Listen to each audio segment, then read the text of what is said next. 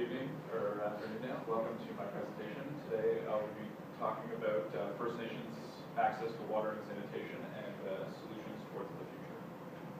So just to give you a little perspective about what we mean by Aboriginal peoples in Canada, there are three groups: the Inuit, the First Nations, and the Métis. We're going to be specifically talking about the First Nations groups in Canada because they exist, a large population of them exist on reserves, and we'll get into why that's important later. But just this is a picture of the makeup. Currently there are about 616 reserves in Canada, and this is a map of where they're all located. There's about 430,000 of them living on reserves.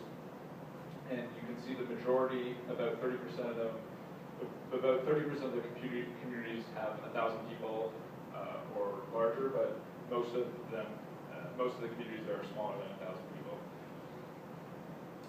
So when we talk about water resources, specifically potable water and sanitation infrastructure for Canadians, we're talking about a provincial responsibility. So they're tasked with providing water, potable water treatment, sanitation solutions, wastewater infrastructure, all these things for every citizen in their province.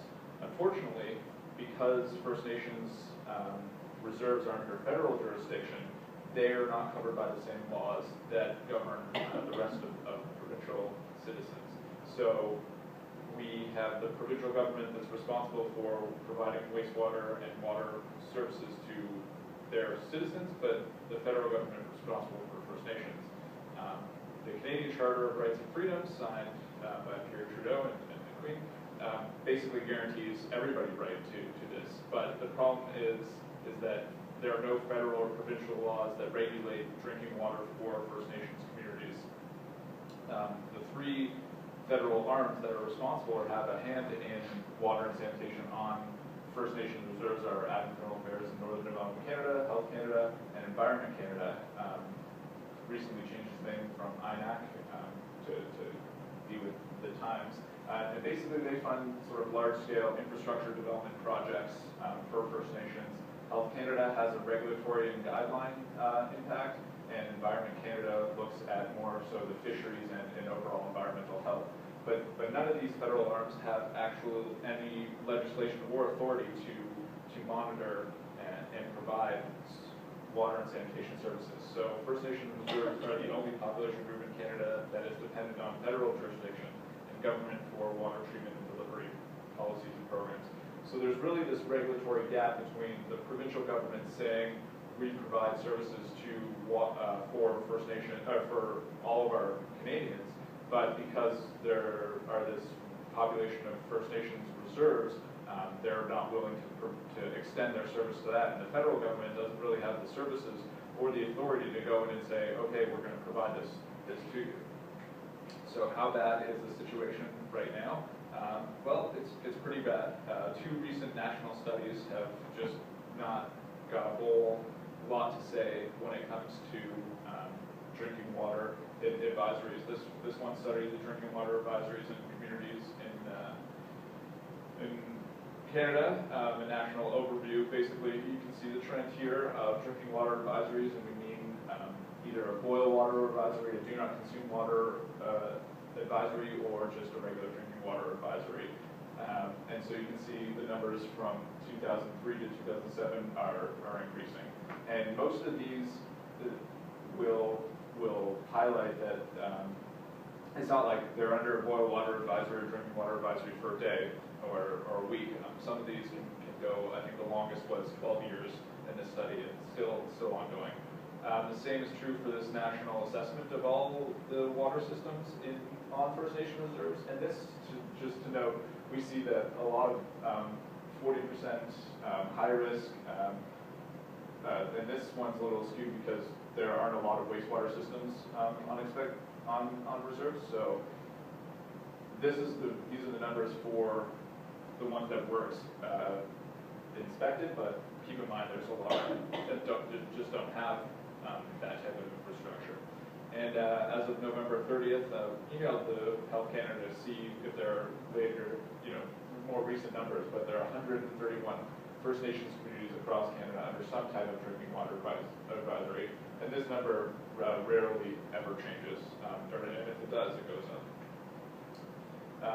And we can see recently in the news, Attawapiskat was, basically no one has ever heard about Attawapiskat until in 2008 and 2009 there was some evacuations and flooding, so you can see three trends. But then it wasn't until November of 2011 when the minister from the MP from the NDP went and actually visited these communities that we see a spike in people saying, this is a real problem and this is happening for Canadian citizens. So what can we do about this problem? What's the real solution? If Canadians don't really understand that there's a problem facing First Nations communities, there's a giant regulatory gap of trying to get First Nations communities access to water and sanitation, where the provincial government will defer responsibility to the federal government, who assumes but doesn't embrace control of the situation. Well, according to this minister, Francis Scarpittagelli, who is self-described as the water MP, the only way to spur government action is to create a window of opportunity. And windows of opportunity are something discussed a lot in emergency management and disaster and emergency management, where people are only willing to fund expensive preparedness and mitigation options when there is a disaster. And so I would argue that there's basically an ongoing disaster on a lot of these First Nations communities because they don't have access to the simple basic rights of water and sanitation. And so how do we create our own window of opportunity when there is an ongoing crisis and it's not just there was an earthquake, we need to fund relief organizations. So to that effect, I've developed a website and tool called Water Voices, which is a SMS-based reporting tool, and it works like this. A community member, and this is Sean Atlow, of the Chief of the Assembly of First Nations, has poor access to sanitation. He sends an SMS message to our phone number, which uses Ushahidi, which is a SMS-based reporting tool, geocodes his location, and then tweets out to his local MP, as well as the Premier and local media, his location on a map with either a poor water access, a lack of toilets, or some other water quality, and then that gets tweeted out to these people.